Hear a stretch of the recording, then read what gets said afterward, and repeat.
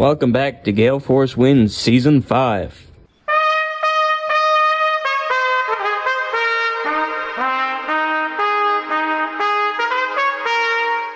Well, folks, welcome back to Gale Force Wins. This is a Tuesday night episode, and I have someone with me that I reached out to about a year ago, strung her along. I've apologized profusely for that, but we got really busy, and finally, I said, I have some time today, and it worked out that we could get together. But let me just introduce how I found Roselle.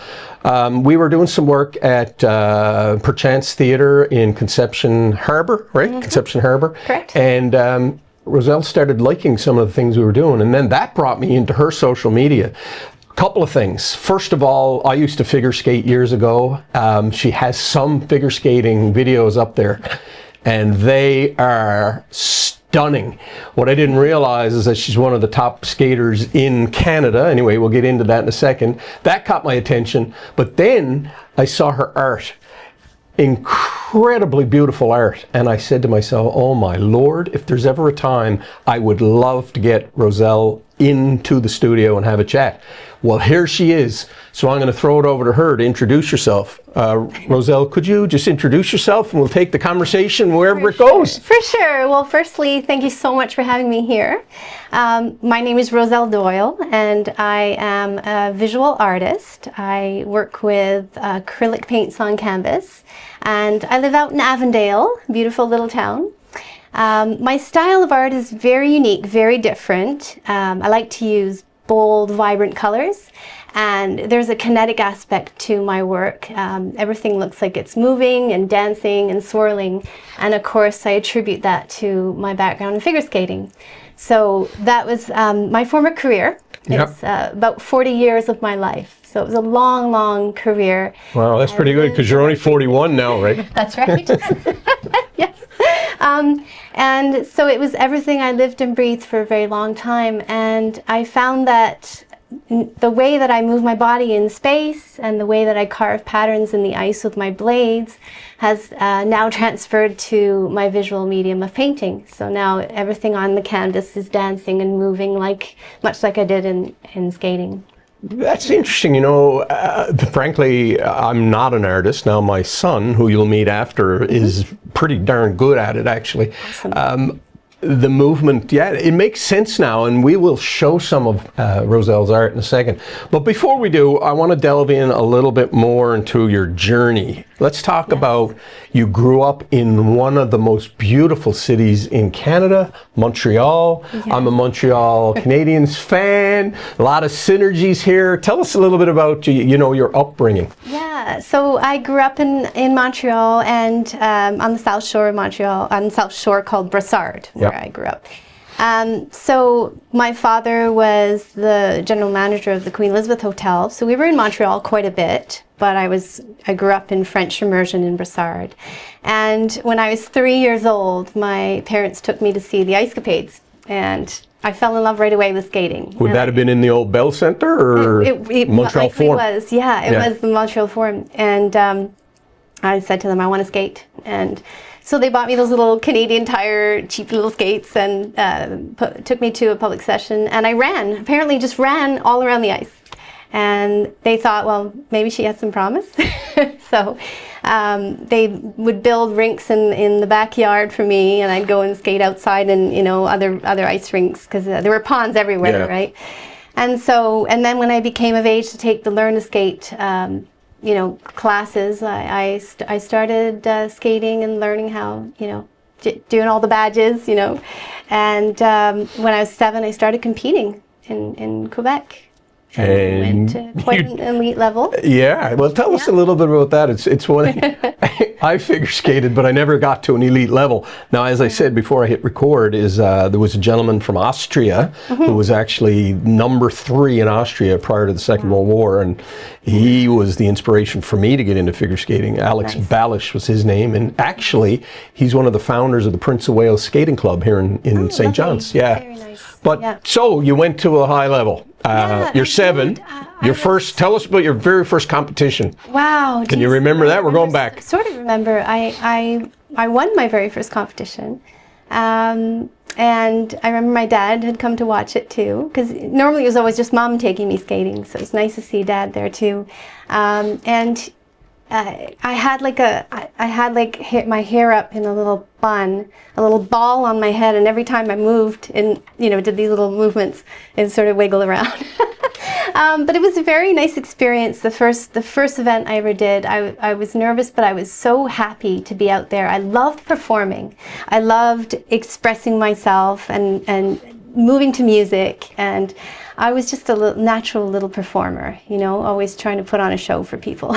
It's amazing though to go into your first competition and win it. It was fun. Tell us a little bit about, you went to, we'll talk about that in a second, the level you went to, but the pressure, it's pretty intense, isn't it? Yeah, I think when you're that young though, you don't think of it. You just go out there and you do your thing. And then as you start getting older and the pressures start coming in. The pressures as you start rising the ranks. And that's where then as soon as you start putting the more pressure on yourself, and then you feel like you want to make everyone happy too, and then that's where you get the nerves come in and messes around a little bit with you. So you're 7, you win your first. Tell us a little bit about the progression, and you went to, tell us where you ended up in the figure skating world. In Quebec, I ended up to novice level, and then there was an unfortunate death in my family, and we uprooted and moved to England. Wow! And so I was able to also compete for England. So I switched gears. It was very difficult at first, though, because all my tests in Canada were not recognized in England, so I had to redo everything from the very, very beginning tests, and I tried to do it all to qualify in time for nationals, but got very badly injured because I was doing it all in one day. Yeah. So was that a fall or just? It was a tear of the ligaments in my foot, and that took put you out for a while. A year off because of that. So in that year, I was a young teenager. I was 13. I started growing, and in the year I developed, and so it was difficult getting back on the ice and having a different center of gravity. Everything was, my body was changed. With a year off. With a year off, and mentally it's very difficult too to come back from that and to stay positive. And so the journey was a bit more difficult to get back to where I had been. It took a few years, and I got to a point where I was junior national.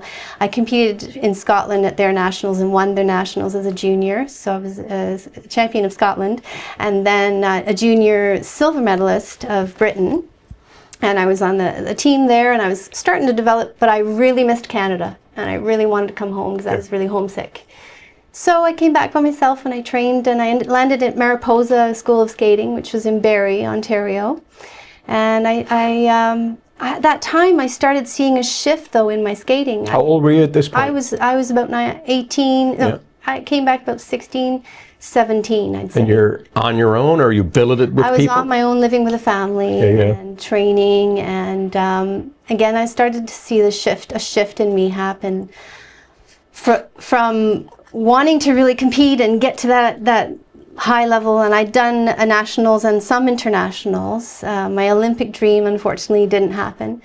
But I saw a shift happen to more of an artistic place. I wanted to be more involved in the artistic side of skating, so less into the technical and more.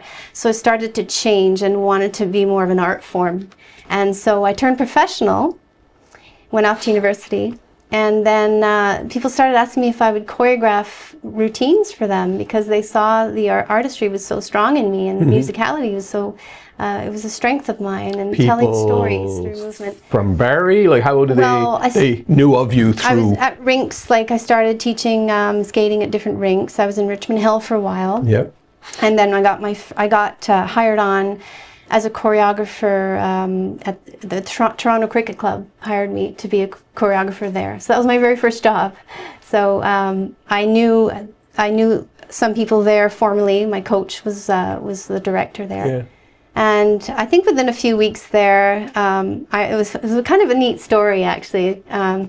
I was moving and skating one day, just messing around there on the ice, because I like to I was always performing Yeah, still, yeah. even though I started teaching. I was performing in shows, right? I sort of started doing all that as a professional.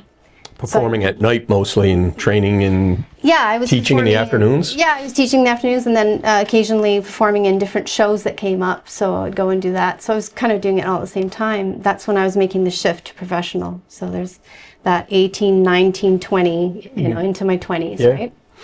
And so I got hired my first job as a choreographer, and I was, like I said, I was skating one day out on the ice, messing around, and Brian Orser was there training because he was still doing his, he was still performing in shows. So he was at that age where he was still ready to do that.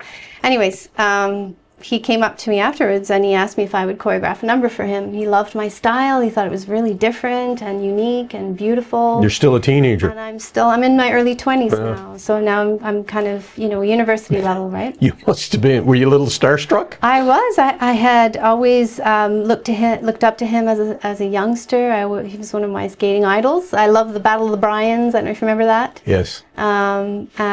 So I was just beside myself and I said, of course, yeah. So I worked really hard to create something beautiful and lyrical for him. And it was a piece to Josh Groban called Me Man Kirai, the first number I did for him. And he performed at the upcoming events he had, Stars on Ice, and different shows he was doing. So Let me ask you quickly, would you be on the ice on your own choreographing this, or would you do it in your head and then bring it to him? a lot of the times I do it at home and like in my head first, and then out on my living room floor. I'd lay out all the steps. Right. And I was the type of person like to have everything ready. Yeah. So he loved that too about me. I wasn't just like going on the fly with him, try this, try that. It wasn't like an experiment. It was like everything was ready for him. So you have it written down. I had it all in here in my head. All the counts, Right. all the movements, Yep. and would just lay it down with him, and it would go quicker than if you were prepared, right? I always find that being prepared, the post-production phase is the most important for anything. You be prepared, get on the ice, lay it all out, and then if he wanted to sort of modify something, he could. But he was wonderful. He didn't change one movement that That's I amazing. did. Would you show him, like do it, I and would then show he'd him. watch you? Yeah, I would show him. First time you did that, were you nervous? Not really. No? I was, You had it down. Yeah, I was very confident in my movement. Wow, that's pretty cool to be in your early 20s and have that confidence level. Yeah, no, it was something I had done for a very long time, and I enjoyed it so much. We had fun too. We laugh, and it was just, you know, it was a fun time too. Yeah. And then I ended up doing his programs for the next couple of years because he really enjoyed we enjoyed working together. Yeah. And then other skaters came to me too. Elvis Stoico, another skater that came to work with me. And then different levels. I worked with young competitives all the way up to world and Olympians. But the most fun for me was when I was hired to do a big show production. So I don't know if you know the Canadian National Exhibition. That they have a skating and acrobatic show that ran every year there in the Ricoh Center. Very familiar with it, Yeah, yes. now it's Coca-Cola Center, but it was a huge show, 7,000 seating. It would fill up twice a day with 7,000 people. It would be full every day for the whole duration of the CNE. And so I put that show together for a number of years and got to work with people like Tessa and Scott and Joanne Richette and just beautiful people. The who's who of the skating world. Wonderful. So my professional career, I think, was launched further than my competitive career. But my competitive career taught me so much. It shaped who I am. It taught me tenacity and diligence and determination and get up and try it again, you know. In skating, it's very difficult. You fall, you can have a day where everything goes wrong, and you fall, and you fall, and you fall, and you fall, and you wonder why you're doing it, and you cry, and then the next day everything can go right. You know, it's a very up and down kind of sport. So it really is.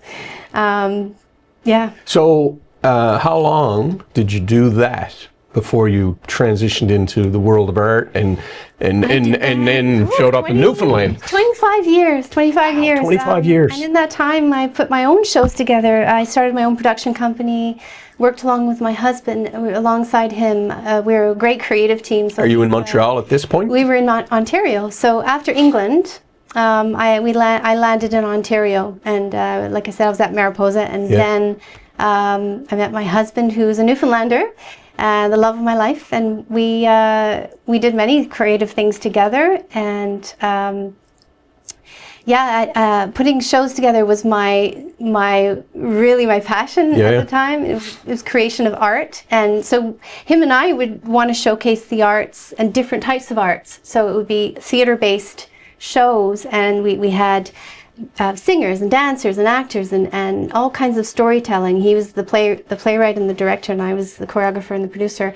And we always wanted to showcase the arts, different arts, and evoke emotion. And it's important for an artist to get people feeling something, right? So you're in downtown Toronto. We were in doing Toronto. We did a couple shows in the BPAC, Burlington Performing Arts Center. We did a show. We opened the season for Richmond Hill Performing Arts Center, and an interesting thing is I had figure skaters in the show on the stage, and people ask me, how did you do that? And I transferred them onto inline wheels. So I taught them how to use inline skates. There's a special type of inline skate you can use that's very similar to an ice blade.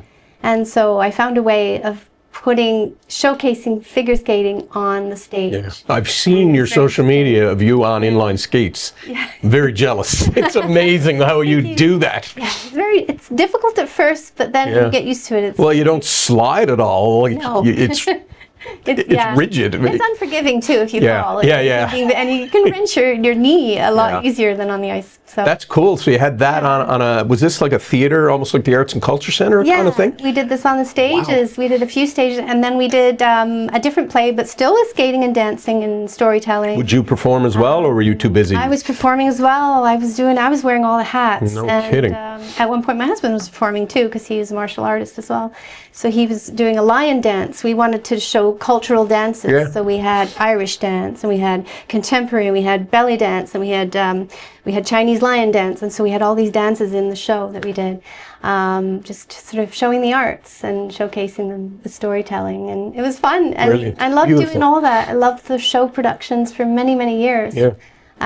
It was just something I enjoyed, telling stories through movement and music, and There's a beginning and an end, so obviously you put that aside at some point. I did. Tell us a little bit about the decision to do that. Yeah, so this has spanned over 20 years of my life, and it was my professional career, and at the same time I was going out and doing performances and shows, so I was very, very busy.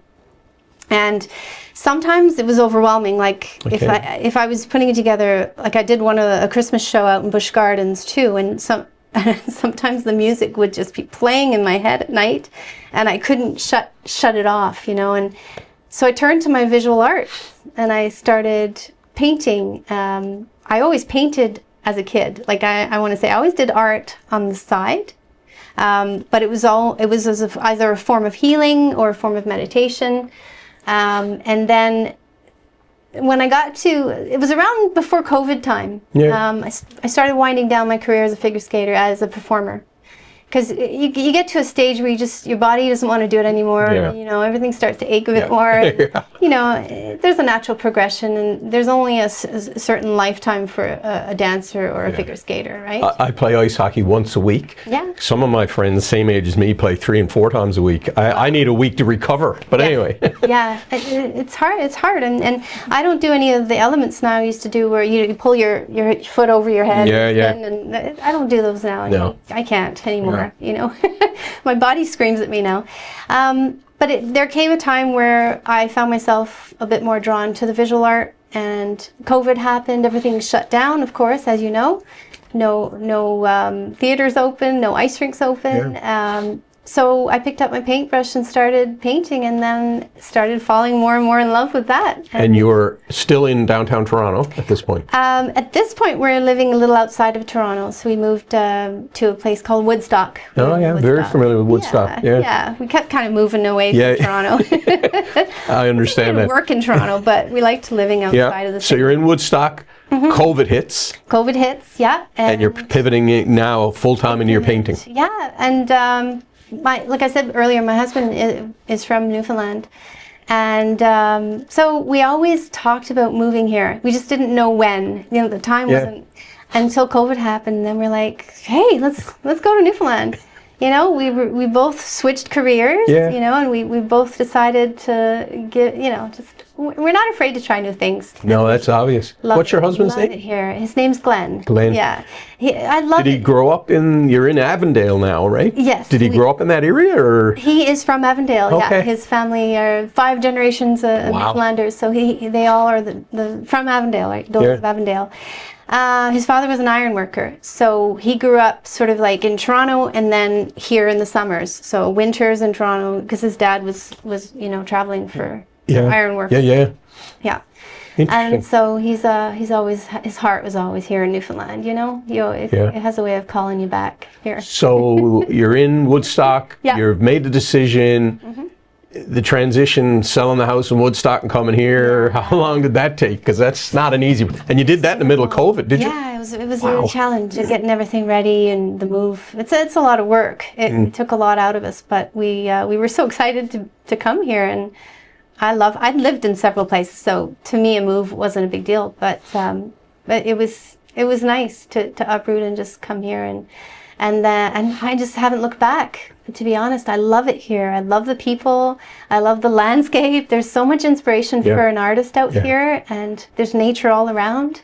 But St. John's is a beautiful city. I mean, the colors, just the houses are just, like I said, there's inspiration everywhere I look, right? Yeah. And It's interesting. I'm a trumpet player in a jazz band, and there's this gentleman here from Germany. Yeah. He's plays periodically with us, but his name's Florian Hofner. Nice. One of the world's preeminent piano players. And I saw an interview he was living in New York, and the people in New York said, you know, Florian, well, you know, living up in that northern Canadian place. Anyway, basically his response that I read was that he lives somewhere where he can see whales. As he's practicing, he can see whales. Oh, that's nice. As opposed to in New York, he'd look out the window and see concrete. Wow. So his inspiration is here now. I get it. I get what you're saying, you know? Yeah. Oh, yeah. It's all around. I mean, geez, I went last year to St. Vincent's and saw the whales. Finally, everyone was telling me, go see the whales.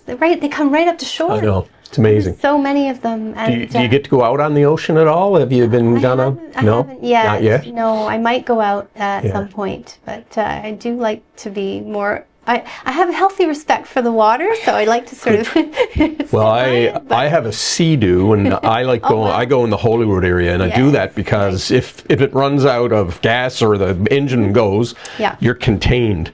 Yeah. The ocean is very scary, and I know a lot of people. Like I have several people, friends of mine, that will not go on the ocean at all. And I get it. I want to talk more about your art, because your art is stunning, and you have a couple of pieces there. Just tell us a little bit. You talked a little bit about the figure skating and the movement, and it has a lot of, I would call it waves and almost cloud-like. Yeah. Tell us about your art and what inspires you. Well, it can be, so it's interesting because I don't stick to just one subject with my art. I like to explore and go with the flow of inspiration, and sometimes it can be an abstract piece. Sometimes it can be a landscape, an oceanscape. Recently I started a little town series, a little Newfoundland town series, and it's fun because I'm basically, any town I want to highlight, like you're saying Holyrood. Yeah. I've done a painting of Holyrood, of the marina there, of the beach area. And I love just to capture the charm of each little town, and so I started that series, and then I have a whimsical puffin series going on too, where I take an iconic photo and turn it into a fun puffin, and that's more like a light-hearted series to make people laugh and to bring joy and to share a whimsical side of me. But then there's other pieces that are abstract, that are different. This one here. Bring it up. Yeah, I wanted to show this one because this is one of my very first acrylic. I'll hold on to it while you talk about it. Yeah, I started my journey with acrylic paints, I'd say back in 2018. because before that I used oils, and so they're very different. Oils don't dry, they take a long time to dry, and acrylics dry very quickly. So this is one of my first acrylic paintings. And so you're saying if you're painting here, by the time you're here, this is all dry? Within minutes it dries, whereas so you gotta, or weeks to you can't change as you're going then in acrylics? No, you can't. That's it. This one was interesting. This one is, I don't know if you know, like a dance improv. When you do an improv, you put on music, and in that improv time, you don't remember anything afterwards that you did. It's like it just comes out of you and flows out of you, and it's organic, and it comes from another place, and you don't quite, unless you videotape, you don't remember the movements you did. So it's a beautiful place to be when you can really be in that zone, right? That creative zone. This is what happened for this piece. I was in that zone, and I knew I wanted to do this is one of my favorite positions on the ice, where I'm leaning backwards and I'm traveling really fast. If I did that, I'd have to go to hospital. But anyway. I don't do that anymore now. But yeah, so this one, I knew I wanted that skating pose, but I didn't know anything else. And I think within like 5 minutes, not even 5 minutes, maybe 2 or 3 minutes, all the patterns had come out with my brush. And I don't even remember creating the patterns, because it was just sort of from a higher place, from a different place. Yeah. Unconscious, whatever you want to call it. But then the layering of the lines and all that, that's what took 90 plus hours. Is a long time for some of my works are 100-hour pieces or more. And it's because I layer and I layer, and I try to get the lines really clean, and I bring out the colors. This one is basically a celebration of my life as a figure skater, and it represents my whole life, like all the emotions that burst out of me and flowed around me. The patterns are similar to what you carve on the ice, all these curves and circles. And I know I talked about earlier the ups and downs of skating. One day can be wonderful, the next not. So there's a roller coaster ride that happens with your emotions in skating. So that's why I wanted all the emotions to be represented by all the different colors of the chakra or the rainbow. Yeah, and I think if I could have put more colors in there, I would have. Beautiful. Yeah. A lot of your work has this type of look and colorization to it, doesn't vibrant, it? Yeah. And amazing. Thank you for bringing that. And I have some others that I'll rotate in that you sent me in a folder. Yeah. I'm just putting That's yeah, beautiful. Absolutely beautiful. So much. Yeah. So you've got another one there. Did you want to bring that one out now? So this one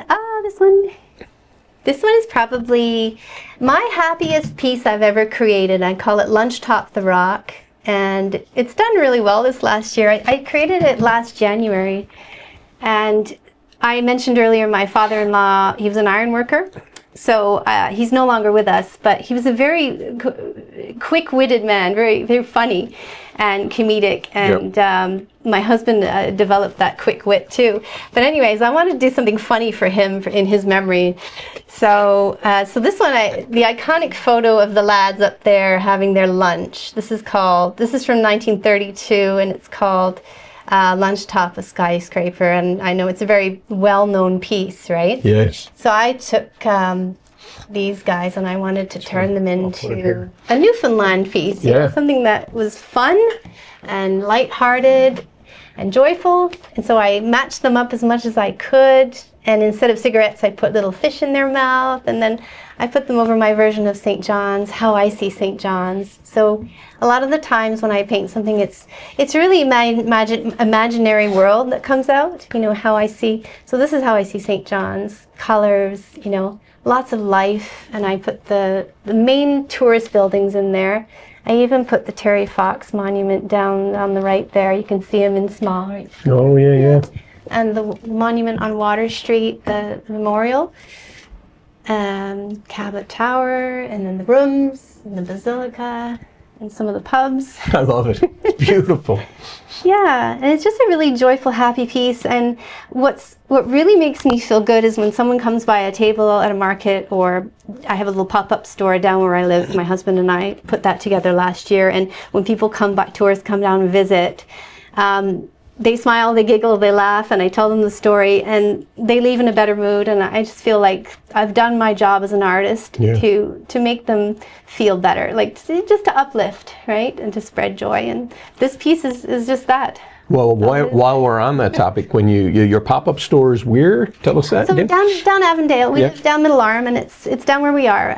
So we took we converted our garage basically into an art display area, like a sort of a little place where we could put our art. My husband, he's a novelist, so he has all his books in there. I have my art products in there, and we open up on weekends, and there's a mural all around the outside, so you can't miss us. So it's on the main road when you're driving, or do you got to go off a little We're down Middle Arm Road, so you just come off the main road, very close to where you were in Conception Harbor, actually. Yeah.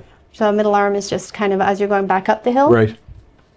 So anyway, and then we have signs at the top of the road on the weekends, and tourists come and see us, and we share stories, and we love that interaction. That face to face is so important, and I think it's also nice for somebody to go home and say they met the artist, and they chatted to them and they learned their story, and it's a nice thing. It's personable. Do you ever get time to get into the interaction of what your life was prior to being an artist? I do. People must be amazed, and here you are. You've moved from Toronto, England, they wonder and now what brought me here. Yeah. And I do go into it when it's at a market. When they're like, I'm at a market and I have a table set up.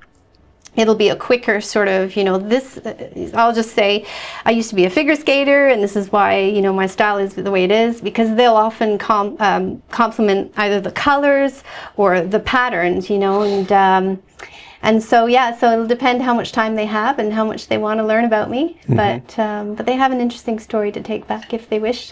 Well, I think it's Avondale is an enchanting place. It is. It's beautiful. To end up talking to you is just icing on the cake, I'm sure, for them. Let me ask you this, back to the figure skating piece. There's been some figure skating come here. Do you ever go and watch it, or is it something, I can't go down to mile one and watch that, Yeah, I don't generally watch the skate. I've been to so many skating shows. That's why the Stars on Ice comes here, and I don't watch it anymore because I've seen them so many years, and I work behind the scenes on some, not on Stars on Ice, but on those caliber type shows.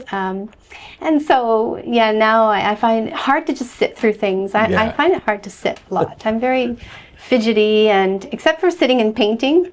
But maybe that's why I'm always moving while I'm painting, my arms are moving. It's funny you say that. Like I said to you before, I'm working on a project.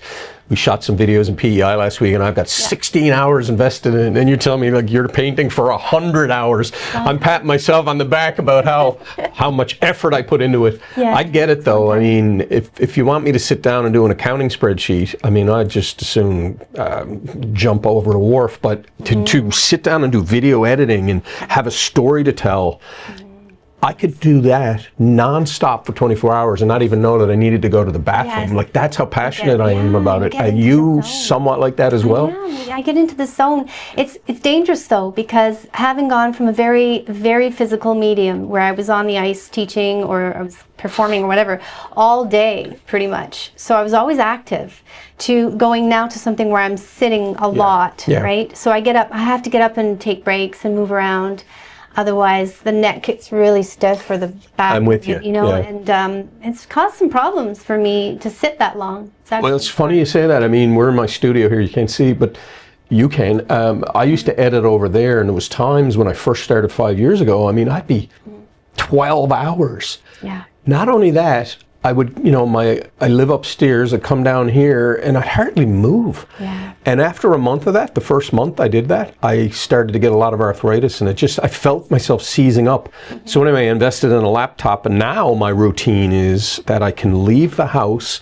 I usually walk downtown and go to various hotels and sit have a coffee, and edit. Great. But that movement, Roselle, has given me a lot more mobility, you know, but I get it. Sitting around is not good. Yeah. But you do tend to skate. I've seen you in the inline skates a little bit on your social media. So you're still doing that, are you? I love to throw on the inlines wherever I can, Yeah. I don't perform anymore, but I do love to go and just skate. And just for me, that's fun.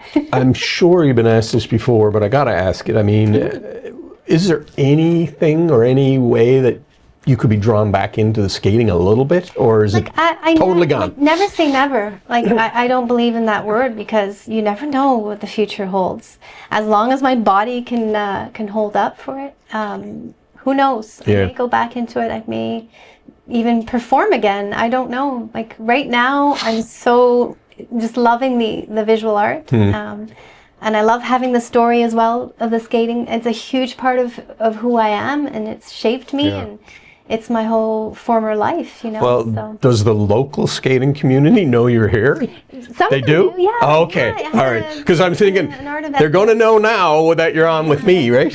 Yeah, I had actually with the CBS Arena, I had set up my art one weekend and had a little display there while the skaters came out, and so that was fun. It was kind of a nice way to introduce myself there. Yeah. But no, I have no desire right now to teach again. I did it for a long time. And I did get a lot out of it, and I felt like I had really fulfilled that part of me and more, because I never thought I would do the things that I did in the skating world, especially as a professional skater. My Olympic dream didn't quite happen, but my professional life really took off well with skating. But I feel like I really satisfied all those needs, and so. I'm going to go back to your art, because it's fascinating to me. When I was in the Navy, I did spend time in the training center at Sif Salem Base Borden, just outside of Barrie. Right. Angus, Barrie, anyone who knows that area. Yep. One of the things that I did do on a weekend was go down and see the Group of Seven. And I am still, that was when I was 18, and I'm 58 now, so that's 40 years ago. Wow. I'm still in awe of some of them painting in terms of the size. Yeah. And I don't understand how you could paint with something. I mean, I don't even know the dimensions. I mean, you might not. Do you know any of the, like, some of the dimensions are 15 feet high. Yeah. How would they possibly go into the corner paint? I guess you have to run back and say, okay, like, I can't even fathom how you could do that. And I'm getting to a point with you on a question I'm going to ask, but do you have any idea how they would do something like that? No? It takes time, and you got to go a little by little, and you eventually get to. It's like doing a mural, right? A mural is a long process. And you've done. I have, like, my garage. One whole side is all a mural. I don't normally do murals per se. It was just I wanted something fun for my neighbors, and the neighbors love it, because they can tell the people trying to find where they live. They can be like, just look for the mural, look for the lighthouse mural, and then turn after that. But I had a great time with it, but it is very difficult to do a mural, and the larger you go, I think it's more difficult personally. It's just harder on the body. Yeah, yeah. You're in these weird positions trying to figure it all out. That's where I want to go with the next question is, do you have set sizes of what you like to work with? And would you ever take on, something, I don't know, 6 feet by 6 feet, or besides a mural? Yeah, I mean, maybe, it depends if the inspiration's there, right? I'm very much the person who, my subject chooses me rather than the other way around. It's funny, because I can be out looking for a specific, like, ready to photograph a specific location, and a song can come on the radio, and I'll be like, oh my gosh, that's perfect motivation. That's the inspiration for a new piece. I'm going home and I'm going to start working on it. So it's like completely changed around from what I thought. So sometimes that happens. Like, something out of the blue will inspire a piece when you didn't even think of it, right? It just comes like, and one of my pieces actually called One Last Voyage. I know I sent you the photo of it. Okay. So one of my pieces I called One Last Voyage, and it is based on the song Fiddler's Green. So I was just listening to my playlist one day, and that came on, and I thought, oh, that's a painting. Yeah. So it's about a fisherman traveling to his beautiful afterworld and his paradise. And I take him, in my painting I take him through the Gross Mourne Mountains. It's amazing how that can happen. And so basically I will work with any size canvas, right? It just depends what the subject is. Yeah. You know, if it's a puffin series, it's usually smaller. If it's a landscape, it can be big. I think one of my biggest canvases to date has been like a 4 feet by 6 feet. Wow. So, yeah. That's big. That was big. That took a long time. I can imagine. Yeah. I don't know if I sent you the videos, but I did a series of videos with the men who paint from Saskatchewan. I don't know if you heard of them. Yes, I saw that. Yes, yeah. So plein air painting. Yeah, that was a lot of fun. Yeah. And I mean, this is an area of life that I know very little about. One thing they did say to us, they don't do commissions because they prefer to just paint. Yes. Do you do commissions? No. Not most of the time. No, I would say no. If it's something that I'm like, oh, that's a really cool, you know, I sometimes can pick and choose. Okay. But generally, no, because it's very difficult for the visions to match up. You know, and I tried to explain that my style is going to be very different from. I'm not a realist. I don't do realism. That's a style of painting where you want it to look almost like a photograph. Mine is a very different world. It's very fantasy based. It's imaginative, and so if you're not ready to have that, you know, transformed into that world, but otherwise, it's also I have to be really inspired for the work I do. Yeah. If the inspiration's not there, it comes out flat, and a few times I've had to just scrap the piece and start over, just because the flow wasn't there. Yeah. You know. Couple more questions before we say goodbye to each other, but let me ask you this. Who inspires you right now in the world of painting? Is there anyone in particular, or is it just landscapes?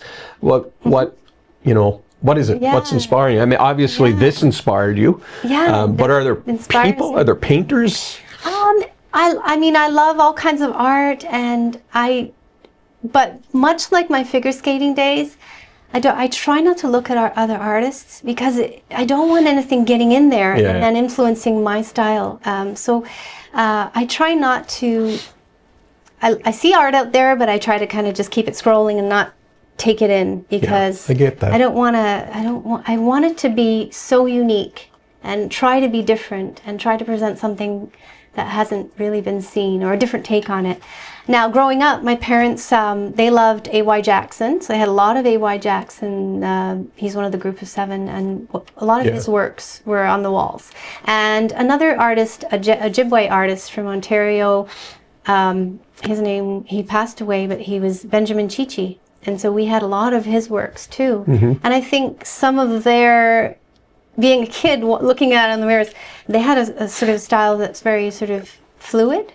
So I would say that they maybe inspired some of my pieces today, you know, without really realizing it. It was just in the background there, you know.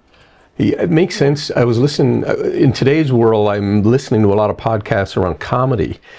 For obvious reasons. I need to laugh a little bit. We all do. But this one I watched, they were talking about Robin Williams, and when he was on Mork and Mindy, he used to go to a lot of the comedy clubs, and there were times where he heard something and then he'd put it up on the TV show. The funny thing about this gentleman who he lifted it from, put it up on the television, was not very happy, went to the comedy club the next night and punched him in the face. Terrible story, but I get it. You know, I understand, like, other people's creative, you don't want it to creep into the back of your head and have it unfortunately come out in your work. So I get that. Last question I want to ask you is, you know, you had an incredible journey. You're a very inspiring person. Your art, the few videos that you do put up about figure skating, it's just precision is what you're all about. What advice would you have to anyone watching this about, you know, life in general, anything? What advice? If there's something you want to do, you know, creatively, and you just, I don't know, afraid to take that step, you know, try to just go for it. Like, you know, there's such a freedom in expression, whatever it would be, if it's writing or dancing or painting or singing, whatever it is.